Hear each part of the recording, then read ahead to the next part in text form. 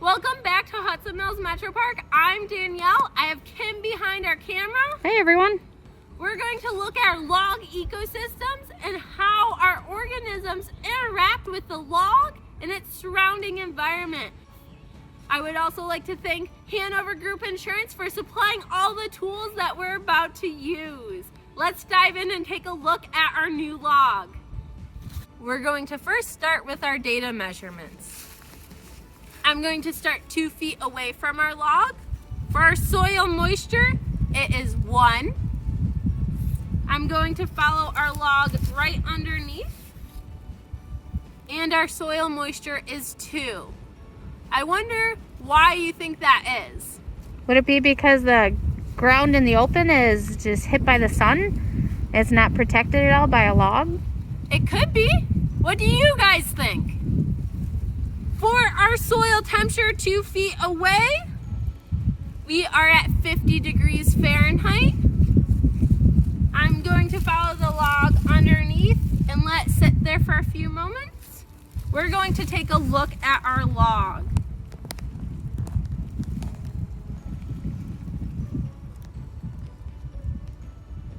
Our log moisture is above 44%.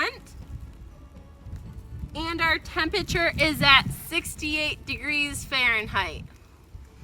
Going back to our soil temperature under the log, it is 42 degrees Fahrenheit. Oh, was there a difference between the open ground temperature and under the log temperature? There was! You caught that. There was about 8 degrees difference. Something to think about. Now that we looked at our data, we're going to take a look at our living organisms on, around, and under our log.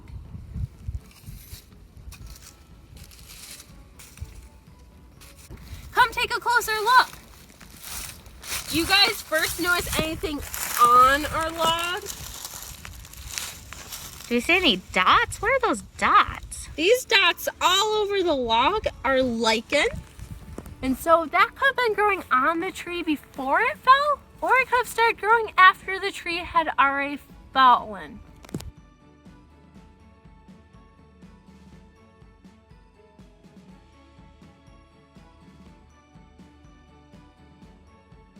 Wow, that's cool. Yeah. I'm not seeing a whole lot though, Danielle. No. Should we roll it?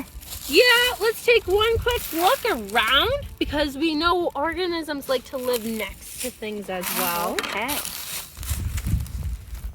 Should we move some leaf litter? Yeah, we'll move just a little bit and then we'll roll it. You guys notice anything? Oh, I got a spider. I think we're set to go ahead and roll the log. Now when we roll it, we want to be very careful when we roll it backwards and that won't move. Do you guys see the moisture on the leaves right here in the sunlight? That's the moisture that we were just measuring. If you back up, Kim, we have an earthworm right here. Earthworms are annelids, so they have segmented bodies. Can you see the segments all over its body? It's got tiny little hairs that help it move through the ground. And as it moves and it eats dead organic matter, it helps to start to recycle those nutrients back into the ground for plants to eat.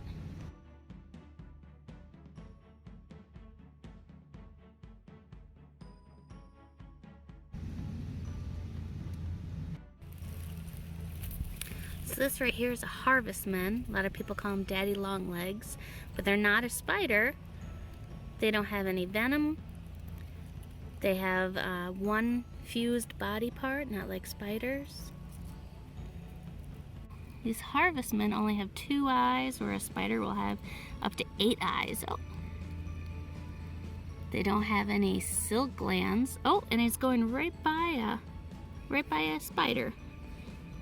You'll see that that harvestman only had one body part fused together into one. The spider has two body parts there. Spider is a really good predator of other animals. So as a predator, he's going to hunt and eat other animals.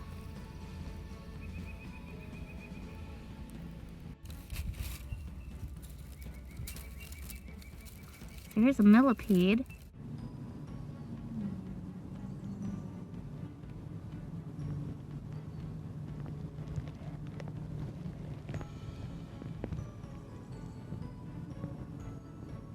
Now that we looked underneath, maybe we could take a peek inside. Oh wait, it's pretty hard, not squishy at all. Guess we can't look inside this one. Now that we took a closer look at underneath the log, before we leave, we want to make sure that we roll the log back to exactly how we found it carefully so we don't crush any of the organisms or to disrupt the ecosystem of the log.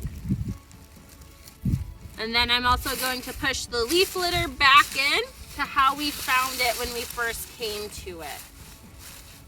And now before we go on to our rotten log, if you think back to our hypothesis, you guys guessed that there would be more organisms under a rotten log versus a newly down log.